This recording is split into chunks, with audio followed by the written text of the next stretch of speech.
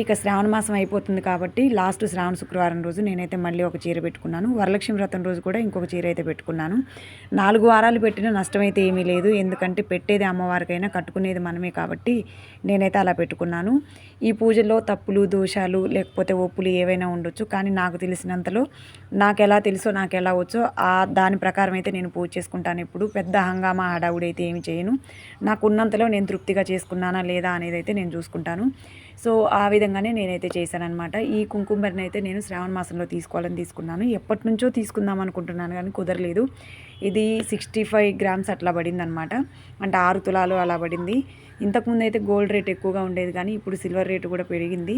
నాకు ఇంకొక చిన్న కుంకుమరిని కూడా ఉంది కానీ ఇది పెద్దగా ఉన్నది కావాలని చెప్పేసి అయితే నేను కొనుక్కున్నాను.